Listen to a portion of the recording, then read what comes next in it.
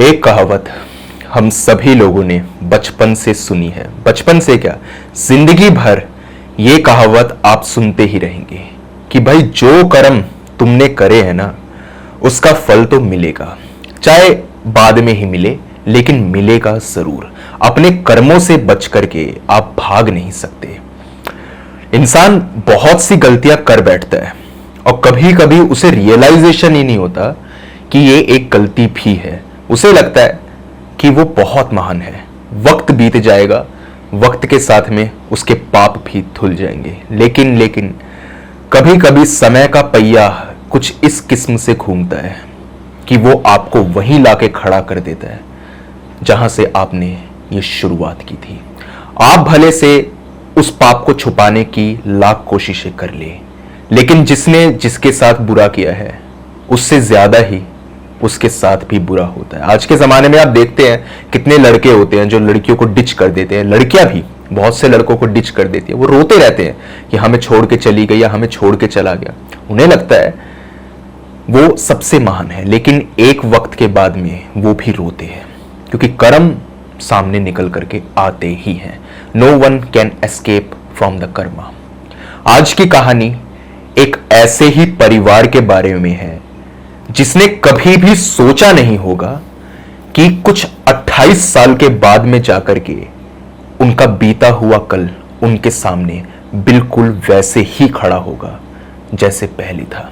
तो क्या है पूरा का पूरा मामला, ये मैं आपको विस्तार से बता देता हूं। कहानी की शुरुआत होती है 32 साल के एक नौजवान लड़के से जिसका नाम है कुमार वर्मा नाम है उसका, और काफी सक्सेसफुल लड़का है वो जिंदगी में। उसने शादी नहीं करी और उसकी गर्लफ्रेंड थी, वो रिलेशनशिप वगैरह में रहता था। थोड़ा उसके बारे में बताना जरूरी है, मुझे नहीं बताऊंगा तो कहानी उतनी ज्यादा आगे नहीं बढ़ेगी। कुमार के करैक्टर के बारे में एक बात ध्यान से सुन लीजिएगा। कुमार कुछ इस किस्म का लड़का था जो बेसिकली एक प्रैंकस्टर था। लोगों से मस्ती मजाक करता था। ऐसे मस्ती मजाक नहीं जिससे लोग बहुत दुखी हो जाए, ऐसे नहीं। नॉर्मल जैसे हम लोग हंसते खेलते हुए यार दोस्तों से बात करते हैं, कुमार भी ऐसा ही था। गमगीन माहौल को खुश मिजाज करना जानता था वो। बहुत अच्छा लड़का, परिवार की आंखों का तारा। कुमार का जो परिवार था वो एक वक्त पर मध्य प्रदेश में रहा करता था। ये बात कुछ 28 साल पहले की है। अब ये जो कहानी है ये 2015 की है, तो उससे 28 साल आप माइनस कर लीजिए। उस वक्त पर जो उनका परिवार था वो मध्य प्रदेश में रहता था और काफी नामी ग्रानी परिवार था कि भाई वर्मा फैमिली जो है ये काफी ज्यादा सही है और काफी अच्छी है। कुमार को कभी भी उसके पेरेंट्स ने कोई दुख नहीं दिया, किसी भी चीज को करने से नहीं रोका। उसके लिए उसके पेरेंट्स सब कुछ थे, खुदा से बढ़ के भी। लेकिन कहते हैं ना कि कभी भी किसी पर अंधा ट्रस्ट मत करो। इंसान की औकात आखिर इंसान की ही होती है, उसे खुदा से कंपेयर मत करो। लेकिन हर एक बच्चे की तरह वो भी अपने माँ बाप को भगवान से ऊपर दर्जा देता ही था। पेरेंट्स अच्छे, सब कुछ सही था और काफी खुले विचार के थे कि भाई गर्लफ्रेंड जो है तुम्हारी घर में आती है या जाती है, उन्हें कोई प्रॉब्लम नहीं थी इस चीज से। कुमार का जो प्रोफेशन था वो इस किस्म का था कि वो बेसिकली आर्कियोलॉजी से इधर एसोसिएटेड था और पुरानी जगहों पर जाकर के खुदाई वगैरह करके या फिर आर्टिफैक्ट्स जैसे निकालते हैं ना, या फिर ताजमहल वगैरह में जाकर के हर जगह पे जो ये लोग काम करते हैं वही उसका बेसिकली काम रहता था। कुमार पूरी इंडिया ट्रैवल करता था और उसने बहुत सी ऐसी इन्वेस्टिगेशंस करी थी एंड ऐसी डिस्कवरीज करी थी जिसने उसके पेरेंट्स के साथ साथ उसकी ऑर्गेनाइजेशन को भी काफी ज्यादा इधर प्राउड फील करवाया था। कुमार का नाम हर जगह था। कुमार एक बात से अपने घर वालों की सबसे ज्यादा दुखी था। उसके घर वाले कहते थे बेटा तू कभी ना मध्य प्रदेश नहीं जाएगा। उसने कहा पापा ऐसा क्यों? अब उसे ये तो मालूम था कि घर वाले मध्य प्रदेश से माइग्रेट करके दिल्ली आए, लेकिन उसे ये नहीं समझ आता था कि आखिर माँ बाप मध्य प्रदेश जाने को रोक क्यों रहे हैं। वाकयात बेसिकली क्या हुआ कि दिल्ली में जब उसके 4-5 दोस्त बने थे तो उन्होंने कहा भाई कुमार कहीं घूमने चलते हैं, और तू बता कहाँ घूमने जाना है। तो उसने कहा एक काम करते हैं, हम लोग इधर मध्य प्रदेश निकल पड़ते हैं, वहाँ पे मेरी एक एंसेस्ट्रल प्रॉपर्टी भी है और थी भी और आज भी है, तो वहाँ पर रह लेते हैं, थोड़ा घूम फिर भी लेंगे, होटल का खर्चा बच जाएगा एटलीस्ट। अब वहाँ पर जाएंगे भाई, पर बंदे के हिसाब से यहाँ पे मिनिमम 500-700 रुपये तो सिर्फ होटल का ही खर्चा रह जाएगा अगर छोटे से छोटे होटल में रुके। तो वहाँ चले जाते हैं, वहाँ रुक जाएंगे, कोई दिक्कत की बात नहीं। उन्होंने भी कहा कि ठीक है चलते हैं। वो अपना बैग वैग पैक कर रहा था और मध्य प्रदेश के लिए निकल रहा था। घर वालों ने जाते हुए पूछ लिया, कुमार कहाँ जा रहे हो? उसने कहा पापा ऐसी ऐसी बात है और मैं मध्य प्रदेश जा रहा हूं। उसके फादर ने उसको साफ कहा, तू हिंदुस्तान क्या, तू पूरी दुनिया में किसी भी जगह चला जा, तू मेरे कहने से पाकिस्तान भी चला जा, अफगानिस्तान भी चला जा, ईरान चला जा, इराक चला जा, पर तू मध्य प्रदेश नहीं जाएगा। उसने कहा पापा आखिर मध्य प्रदेश में क्या दिक्कत है? मध्य प्रदेश शांत जगह है, अच्छे लोग रहते हैं, अफगानिस्तान में जा सकता हूं, इराक जा सकता हूं, आपके हिसाब से वहां पे तो कितना खतरा है टेररिज्म का, वहां पे तो ये तो अपने देश की मिट्टी है, मैं अपने घर में जा रहा हूं, क्या दिक्कत है?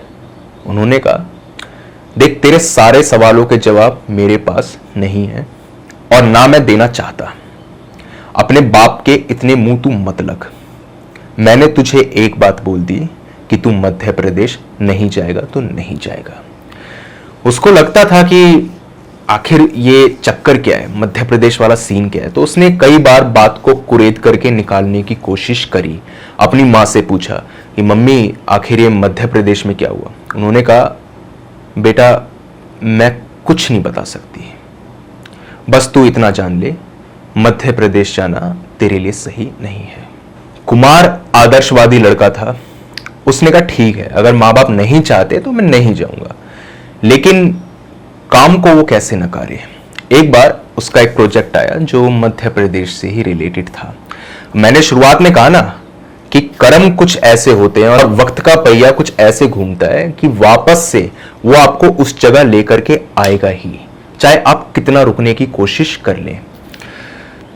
उसको प्रोजेक्ट मिला कि मध्य प्रदेश में एक जमीन है और उस जमीन के नीचे कुछ खजाना होने का यहाँ पे संकेत है, तो तुम्हें कुमार आना होगा।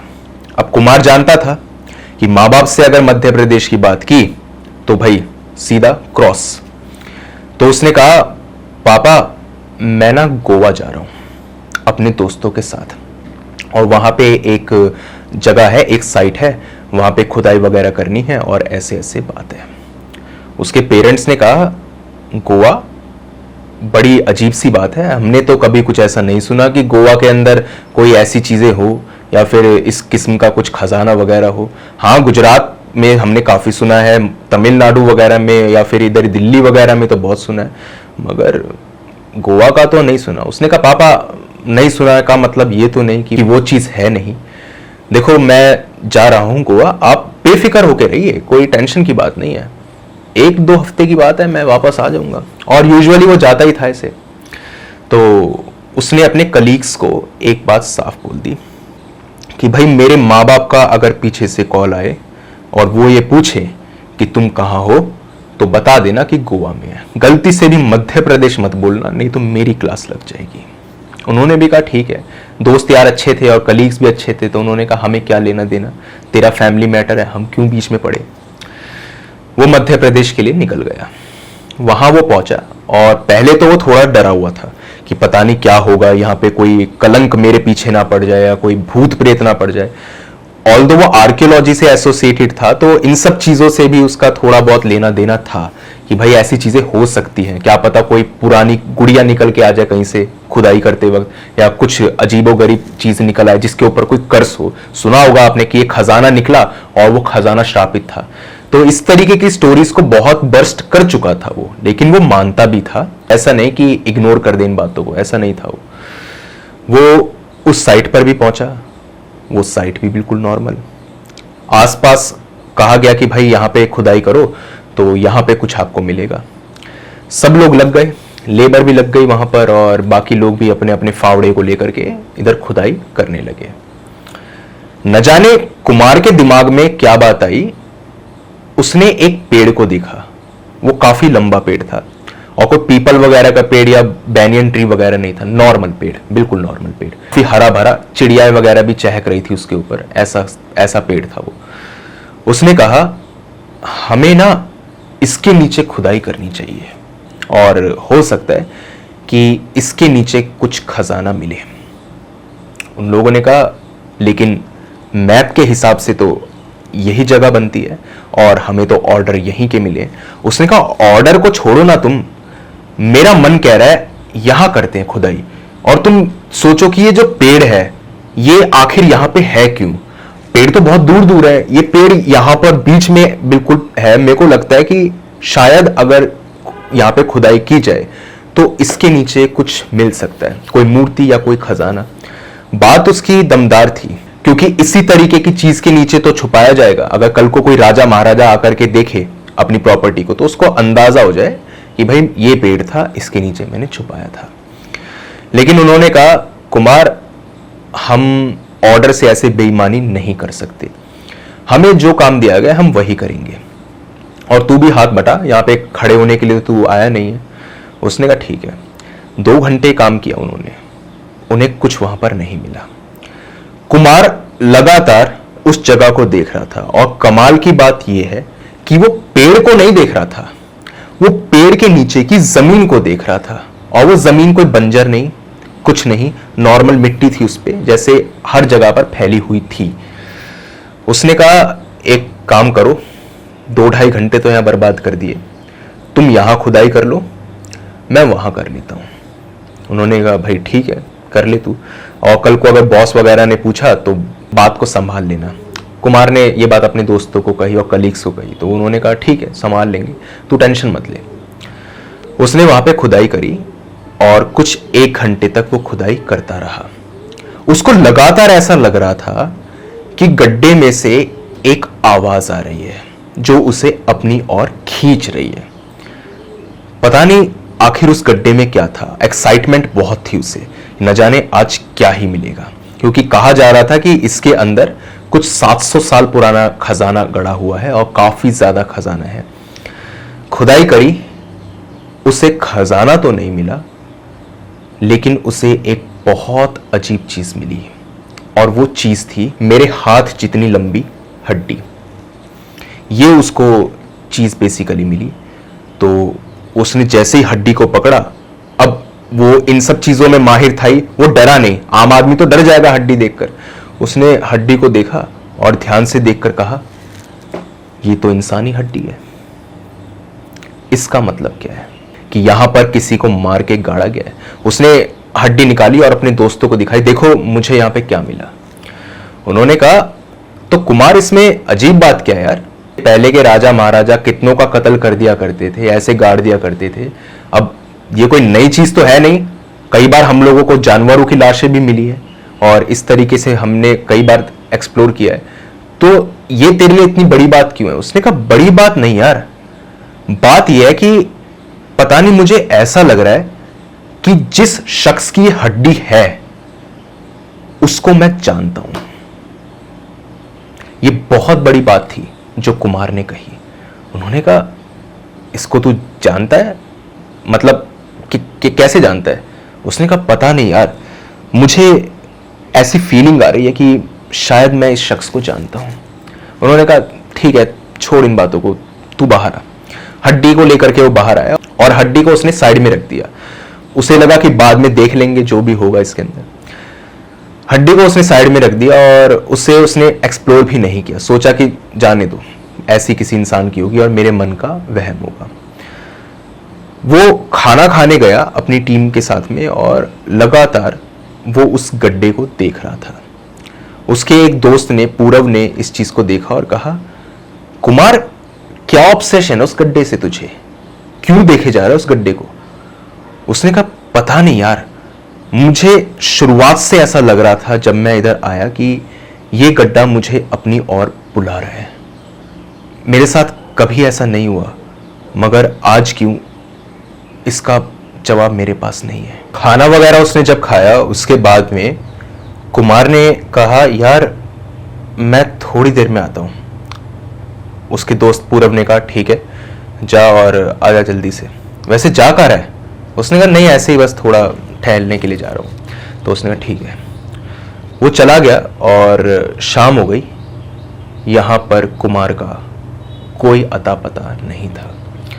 आसपास लोगों ने देखा कुमार कहाँ जा सकता है, तो बहुत दूर जाकर के उन्होंने छानबीन कर ली, लेकिन पास में ही उन्होंने नहीं देखा। कुमार की कोई चीख वीख भी सुनाई नहीं दे रही थी या फिर कहीं से भी कुछ अंदाजा आ ही नहीं रहा था कि वो होगा कहाँ। आखिरी में पूरब ने कहा यार एक काम करते हैं, उस गड्ढे में जाके देखते हैं, क्या पता वहां पे वो बैठा हो। गड्ढे में वो गए तो सचमुच वहां पे कुमार बैठा हुआ था, सिमटा हुआ बैठा था बच्चे की तरह से, और यहां पे टॉफी खा रहा था। टॉफी बड़ा अजीब लगा पूरब को। पूरब ने कहा ये तू क्या कर रहा है और ये क्या पागलपने की हरकत है, ये तू टॉफी क्यों खा रहा है? टॉफी के साथ में उसके पास में एक लड्डू था, उसको भी खा रहा था। जब वो ऐसा कर रहा तो पूरब ने उसको एकदम से डांटा कि बाहर निकल, बाहर निकल यहां से, क्या कर रहा है तू? उसने पूरब को कहा अंकल आप कौन है, मुझे शांति से बैठ के खाना खाने दो, मैंने आपको कुछ कहा? आप चाहते हो कि मैं आपका बुरा करूं? आप बताओ मुझे, मैं आपका बुरा कर दूंगी। उसने कर दूंगी कहा।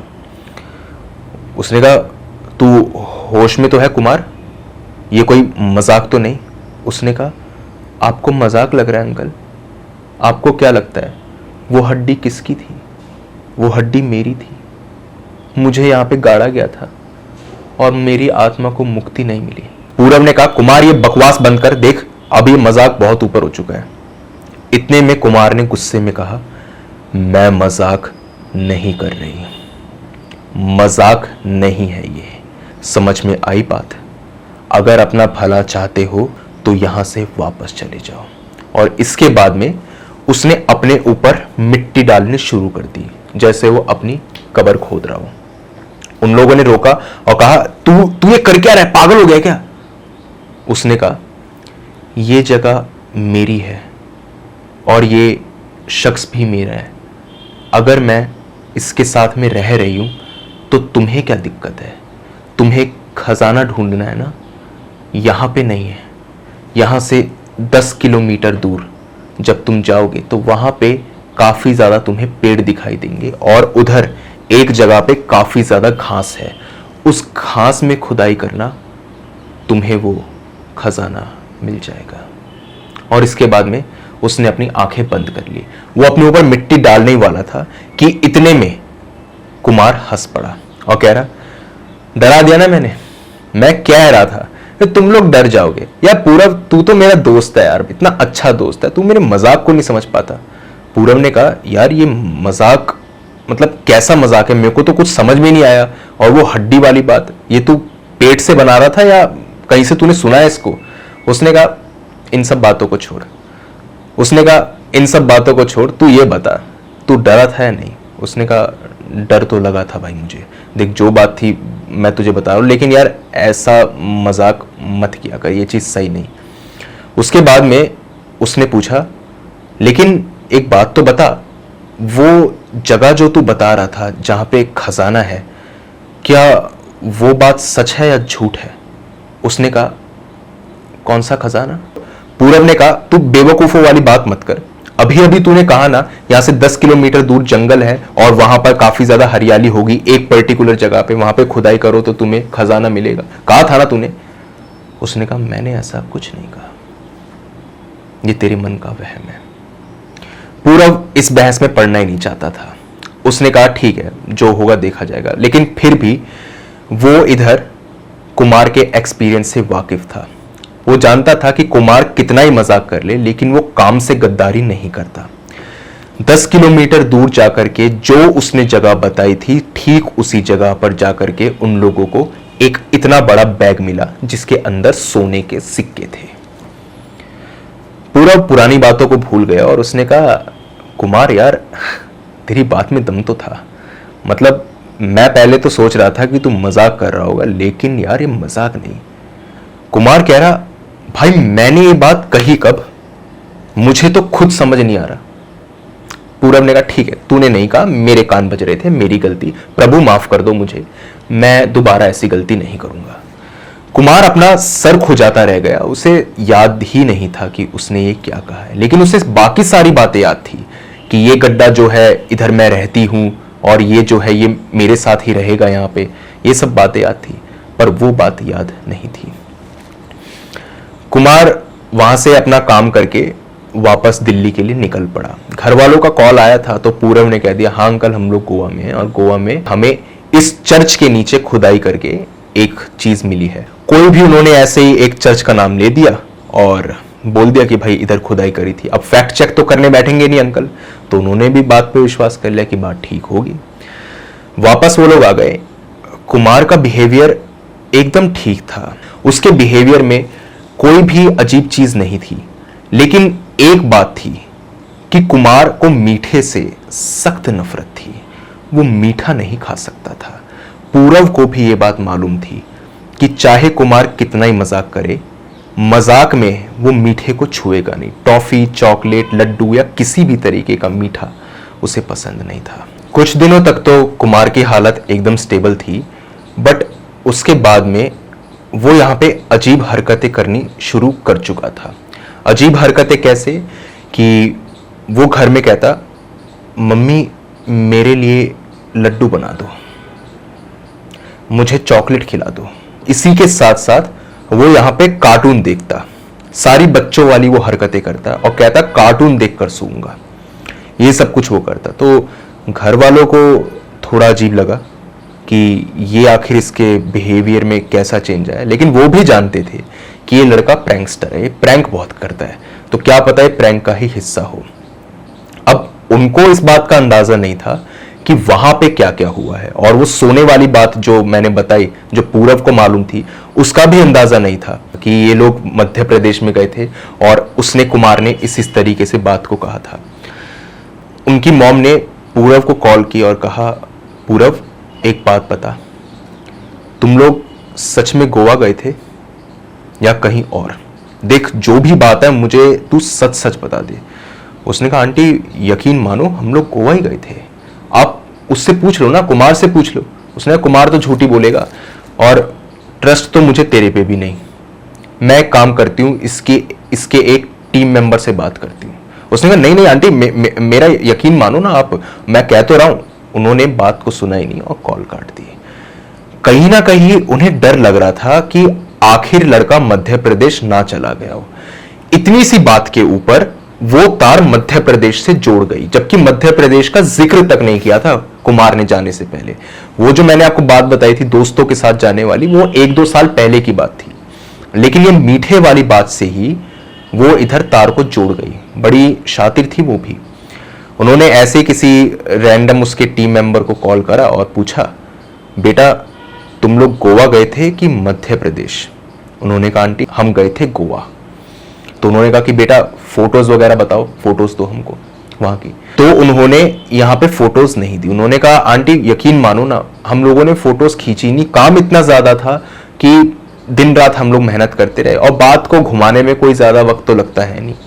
अब उनकी मॉम को भी कंफर्मेशन हो चुकी थी कि भाई झूठ नहीं बोल रहे होंगे ये लोग, सच में ही गोवा गए होंगे। जब 2 लोगों से कंफर्म कर लिया, अब किसी से थोड़ी करेंगे। और कुमार की भी नेचर ऐसी थी कि वो माँ बाप की इज्जत करता था, माँ बाप की बात को तवज्जो देता था। उन्होंने कुमार से पूछा बेटा आखिर ये मीठे की तलब तुझे कैसे लगी? तू मीठा नहीं खाता बचपन से और तुझे मीठे से सख्त नफरत है, ये बात तेरे पापा भी जानते हैं, तेरे दोस्त भी और मैं भी। तू सच सच बता तुझे मीठा क्यों पसंद आ रहा है और ये बच्चों वाली हरकतें तू क्या कर रहा है? उसने कहा मम्मी मैंने ना गोवा में ऐसे एक बार मीठे को चखा तो मुझे बहुत अच्छा लगा, तब से मुझे मीठे की आदत पड़ गई। उन्होंने कहा नहीं नहीं ये बेकार की बात है, हम लोग दिल्ली में भी रहते हैं तो घर में इतना मीठा आता है, इतनी देर से हमने मिन्नतें करी खाने को, तू तब नहीं खाता, वहां पे तू ऐसे खाया, हमें सच सच बता बात क्या है? उसने कहा आप एक छोटी सी लड़की से ऐसे बात करोगे, डांटोगे उसे? मैंने आपको कुछ कहा? मैंने आपको परेशान किया? आप क्या चाहते हो कि मैं आपको परेशान करूं? आप एक छोटी सी बच्ची को खुश नहीं देख सकते? उनकी मॉम ने जब ये बात सुनी, उनके हाथ पैर एकदम से ठंडे पड़ गए। उन्होंने कहा, कुमार ये कोई मजाक तो नहीं? कुमार हंस पड़ा। उसने कहा, मम्मी मैं सच बता रहा हूं, मेरे को मालूम था कि जब मीठे वाली बात होगी ना तो आप थोड़ा घबरा जाओगी, तो इसीलिए मैंने एक दो बार ऐसी थोड़ा बहुत मीठा खा लिया। और वो कार्टून देखने वाली बात भी ना वो ऐसी, क्योंकि मैं वहां पे एक बच्ची से मिला था और वो बच्ची जो थी वो काफी प्यारी थी, उसको मीठा वगैरह काफी पसंद था और वो कार्टून वगैरह देखने की जिद कर रही थी। तो इसीलिए मैंने सोचा कि अगर मैं ऐसे मजाक करूंगा ना तो आप थोड़ा डर जाओगी। उसने कहा, बेटा ये मजाक मत किया कर, क्यों मेरा बीपी बढ़ाता है तू? और ये क्या बात थी जो तूने अभी कही कि एक छोटी बच्ची से ऐसे बात करते हो? क्या मैं आपका कुछ बिगाड़ दूं या फिर आपके साथ बुरा कर दूं? कुमार ने कहा, ये बात तो मैंने कही ही नहीं आपको। आपने ये बात कैसे सुन ली? मैंने तो कही नहीं। उसने कहा, देख कुमार मजाक मत कर बेटा, ये चीज अब मत कर। उसने कहा, नहीं मम्मी मैंने ये बात कही ही नहीं, ये आपके मन का वहम है। अब सेम इस तरीके की सिचुएशन पूरव के साथ भी हुई थी और ऐसी सिचुएशन उसकी मॉम के साथ में भी। उन्होंने भी सोचा फिर से प्रैंक कर रहा होगा, जाने दो, लेकिन वो सच कह रहा था, वो मजाक नहीं था। एक बार उसके घर पे एक अंकल आए जिनको वो बचपन से जानता था और उन्हें वो काफी पसंद करता था, चाचा चाचा कहता था उन्हें। वो मध्य प्रदेश में रहते थे। अब सारे तार मध्य प्रदेश से जुड़ रहे हैं। वो भी मध्य प्रदेश में रहते थे और साथ ही साथ वो दिल्ली आए थे। जब उनकी फैमिली इधर माइग्रेट करके आई थी तब वो भी आए थे। तो बचपन से ही जानता था कुमार उन्हें और कहता, चाचा आप कैसे हैं, ये वो। लेकिन उस दिन जब वो आए तो उनको देख करके न जाने क्यों वो गुस्सा हो गया। उसने उनसे सीधे मुंह बात नहीं करी और बस कह दिया, मम्मी मैं यहां से बाहर जा रहा हूं, मुझे ना घर में कुछ अच्छा नहीं लग रहा। वो चला गया। उसके चाचा को भी बड़ा अजीब लगा कि कुमार ऐसे बिहेव तो नहीं करता था और कुमार कभी भी अपने चाचा के साथ प्रैंक नहीं करता था। मुंह बोले चाचा जो थे उनके साथ प्रैंक नहीं करता था। उन्होंने कहा, ठीक है, पता नहीं लड़के की नेचर को कुछ हो गया होगा, मूड खराब हो गया होगा, ऑफिस में कुछ सही नहीं हुआ होगा। वो चला गया। उसके चाचा ने उसके पापा से थोड़ी देर बात करी और वो भी अपने घर चले गए। ये बात भी ठंडी पड़ गई। अब कुमार कभी भी बच्चों की तरह बिहेव नहीं करता था, टॉफी चॉकलेट नहीं मांगता था, वो बिल्कुल नॉर्मल था। उस रात जब उसके चाचा सो रहे थे तो उन्हें यहां पे एक आवाज आई, अपनी मौत से तू भाग नहीं सकता, तू मरेगा, इतनी भयानक मौत मरेगा कि तेरे घर वाले तेरी लाश को समेट तक नहीं पाएंगे, वो समझ नहीं पाएंगे कि तू मरा कैसे है। ये उनको सुनाई दे रहा था सोते हुए। वो जैसे उठे उन्होंने आसपास देखा तो कोई नहीं था। उन्होंने घर वालों से पूछा, क्या यहाँ पे कोई आया था? और ये भारी आवाज में कौन बोल कर गया मेरे कान में? काफी भारी मर्दाना आवाज में कोई बोल कर गया था। उन्होंने कहा, नहीं जी, रात के 2:30 बजे कौन आएगा? वो शख्स यहां पर सो गया और उसने सोने से पहले कहा, मुझे ना यहां पे कुछ क्रॉस दिखाई दे रहा है, अपने कमरे के अंदर कहीं पर क्रॉस दिखाई दे रहा है। तो उस आदमी ने कहा कि तुम भी आकर देखो, अपनी वाइफ को कहा कि तुम भी आकर देखो, तुम्हें भी क्रॉस दिख रहा है? उन्होंने कहा, नहीं मुझे तो कोई क्रॉस नहीं दिख रहा, आप शायद ज्यादा ही सोच रहे हैं, ऐसा आपको भयानक सपना आया है ना, आप ज्यादा सोच रहे हैं, तो आप सो जाइए, कोई दिक्कत की बात नहीं। उस इंसान को भनक तक नहीं थी इस बात की कि ये नींद उसकी जिंदगी की आखिरी नींद होगी। अगले दिन उन लोगों के घर में मातम बन गया। वो आदमी मर चुका था और मरा वो कैसे था ये मैं आपको बता दूं। उसका पूरा मुंह किसी ने नोच रखा था, ऐसे और ऐसे, मतलब क्रॉस, इस तरीके से नोच रखा था और वो इंसानी पंजे थे, किसी जानवर का हाथ नहीं था इसके अंदर। उसका जो पेट था वो किसी ने फाड़ रखा था और आंतें वगैरह जो होती हैं, समझ सकते हो आप, ज्यादा मैं डिटेल में नहीं जाऊंगा। और पूरी बॉडी उसकी लहूलुहान थी, उसकी जबान यहां पे कटी हुई थी। अब ये जो मैंने बात बोली है ना, जबान कटी हुई थी, इसे याद रखिएगा क्योंकि आगे भी कुछ ऐसा ही होगा। उसकी जबान कटी हुई थी और इसी के साथ में उसके मुंह के ऊपर किसी के जूते के निशान थे, जैसे कि किसी ने उसके मुंह को कुचला हो मारने के बाद में। अब ये चीज जो थी ये बहुत भयानक थी। इसका मतलब साफ था, उस आदमी ने सुसाइड नहीं करी, क्योंकि वो नॉर्मल इंसान था, जिंदगी में सब कुछ सही था, वो क्यों मरेगा, वो बिल्कुल नॉर्मल था। उस आदमी का मर्डर हो चुका था, ब्रूटल मर्डर, और किसी को अंदाजा नहीं था कि आखिर ये मर्डर किसने किया है। पुलिस इन्वेस्टिगेशन हुई, आसपास लोगों से भी पूछा गया, कुमार की फैमिली से भी पूछा गया, कुमार से भी पूछा गया कि कुछ मालूम है कि ऐसा क्या हुआ था। तो बस कुमार की मॉम ने ये बात बोली कि जिस दिन इनकी डेथ होने वाली थी उस दिन ही कुमार जो था इनको देखकर चिढ़ गया था। इतनी सी बात थी और पुलिस वाले भाई पीछे लग गए। उन्होंने अच्छे से पूछताछ करी कुमार से कि भाई बात क्या थी। तो कुमार ने कहा, भाई मेरा दिन अच्छा नहीं जा रहा था, इसीलिए मैं दुखी था, इसीलिए मैंने बस अंकल से नमस्ते करी और मैं चुपचाप निकल गया। अब पुलिस वालों पर भी कोई ऐसा सुराग नहीं था जिसके चलते वो इधर फ्रेम कर सके।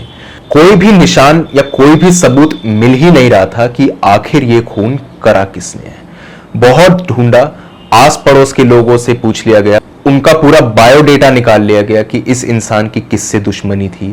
तो मालूम चला कि हाँ भाई दुश्मनी तो थी, कई लोगों के पैसे रोक रखे थे इन्होंने, लेकिन ऐसी बात भी नहीं थी कि कोई मार दे, क्योंकि ब्याज तो दिया करते थे वो, 1 महीने से किसी की ब्याज नहीं दी थी, तो इसका मतलब ये तो नहीं कि वो मार देगा। उस आदमी को भी कटघरे में ले लिया गया, पूछा गया कि भाई क्या हुआ क्या नहीं, मगर किसी को सच नहीं मालूम था और कुमार को भी नहीं मालूम था कि आखिर ये चीज हुई कैसे। वो दुखी था अपने अंकल की मौत पे, लेकिन उसे कहीं से कहीं तक ये अंदाजा नहीं था कि इस मौत के पीछे उसका डायरेक्ट हाथ है, उसी ने अपने अंकल को मारा था। लेकिन क्यों, ये सबसे बड़ा सवाल था। उसे कोई अंदाजा नहीं था, ये सारे पत्ते खुलने अभी बाकी थे। कुमार घर परिवार में बिल्कुल नॉर्मल, दोस्त यारों में बिल्कुल नॉर्मल, सब कुछ सही था, लेकिन एक शक्ति वो अपने साथ ऐसी लेकर के घूम रहा था जो उसके परिवार पे काल बन के बरसने वाली थी। उसके परिवार को पूरा नेस्तनाबूद करने की वो हिम्मत रखती थी। इसका कोई अंदाजा कुमार को दूर दूर तक नहीं था। बस उसको इतना पता था कि जब मैं 4 साल का था तब हमारे घर वाले मध्य प्रदेश को छोड़ के यहां आ गए थे, और क्यों ये नहीं पता। अब कोई भी इंसान इस तार को मध्य प्रदेश से तो नहीं जोड़ेगा। वो जो भी शक्ति थी कुमार के साथ में, वो इतनी भयानक थी कि वो अपनी प्रेजेंस फील भी कराती थी, और इसी के साथ साथ जो कुमार की पर्सनैलिटी थी उसके अंदर छुप के रहती थी, जिसके चलते लोगों को लगता कि ये सिर्फ प्रैंक कर रहा है। लेकिन आगे जाकर के जब लोगों को सच्चाई मालूम चली ना, लोगों के होश उड़ गए। तो आगे जो हुआ वो मैं बताऊंगा इस वीडियो के सेकंड पार्ट के अंदर, जो मैं कल ड्रॉप कर दूंगा। तो कल तक का आप इंतजार कीजिए और बताइए मुझे आपको क्या लगता है, क्या काला सच है इधर कुमार के परिवार का। जो भी आपकी थ्योरीज हो मुझे आप कमेंट सेक्शन में ज़रूर बताइए, मैं जानना चाहूँगा। और इस वीडियो के सेकंड पार्ट का आप इंतज़ार कीजिए, कल ड्रॉप कर दूंगा। इसी के साथ में अगर आपके पास में भी कोई ऐसा ही हॉरर और क्रीपी इंसिडेंट है तो आप मेरे साथ शेयर कर सकते हैं मेरी जीमेल और इंस्टा आईडी पर। जीमेल आईडी ऊपर दिखाई दे रही होगी आपको, और इंस्टा आईडी का लिंक डिस्क्रिप्शन बॉक्स में मौजूद है। दोनों ही प्लेटफॉर्म्स में से जिस भी प्लेटफॉर्म पे आप कंफर्टेबल हो वहां पे जाकर के अपनी स्टोरी मेरे साथ साझा कर दीजिए। बस रिक्वेस्ट आपसे इतनी ही है कि जब भी अपनी स्टोरी को भेजें तो जितना डिटेल में हो सकता है उतना डिटेल में भेजिए, ताकि उन इवेंट्स को मैं उसी तमीज़ के साथ में आपके सामने रख सकूं जिस तरीके से आपने उन्हें मेरे सामने रखा है। अगर टाइप करने में प्रॉब्लम है आपको तो वॉइस मैसेज के ज़रिए भी अपनी स्टोरी इंस्टा पे डीएम कर सकते हैं। बाकी मिलता हूँ मैं कल इस वीडियो के सेकंड पार्ट के साथ में, तब तक के लिए टेक केयर, गुड बाय।